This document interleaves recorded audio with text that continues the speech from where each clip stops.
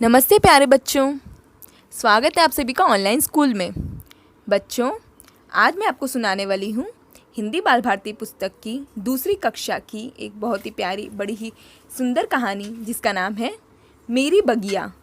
तो चलो इसी कहानी का आनंद लेते हैं। यह कहानी सीख देने वाली है, बहुत ही अच्छी है। तो चलो शुरू करते हैं।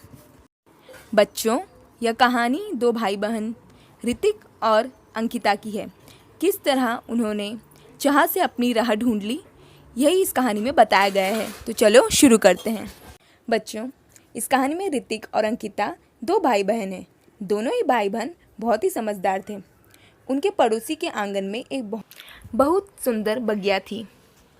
वे सोचते, काश उनके घर में भी ऐसी ही बगिया होती, पर उनके घर बगिया उगाने के लिए जगह ही कहाँ थी।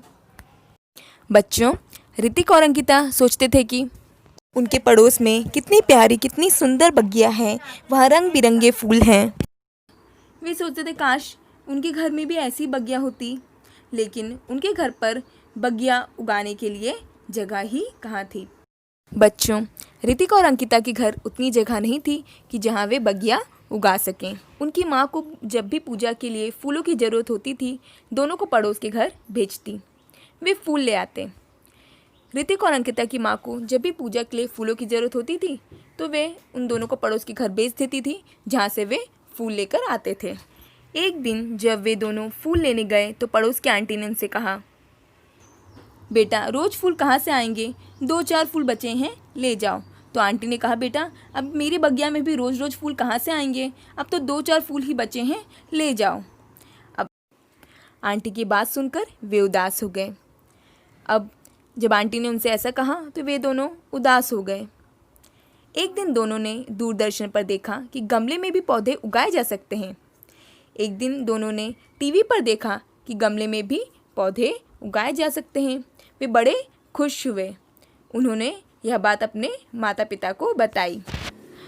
दोनों ने अपने माता पिता को बताया कि वे भी गमले में फूल उगाना चाहते हैं। माता पिता ने भी इस बात से सहमति जताई। वे पौधे लगाने के लिए गमले ले आए। बच्चों, ऋतिक और अंकिता के माता पिता को भी यह बात अच्छी लगी, इसलिए वे गमले ले आए। अब उनके पास गमले आ चुके थे, तो दोनों ने तैयारी कर ली कि उन्हें फूल उगाना है अब, और बगिया तैयार करनी है। उन दोनों ने अपना कार्य शुरू कर दिया। गमलों में दोनों ने मिट्टी डाली। अब दोनों ने गमलों में मिट्टी डालना शुरू की। उनमें खाद और पानी मिलाकर फूलों के पौधे लगा दिए। वे रोज़ पौधों की अच्छी तरह देखभाल करते थे। ऋतिक और अंकिता बड़े ही उत्साह से पौधों की देखभाल करने लगे।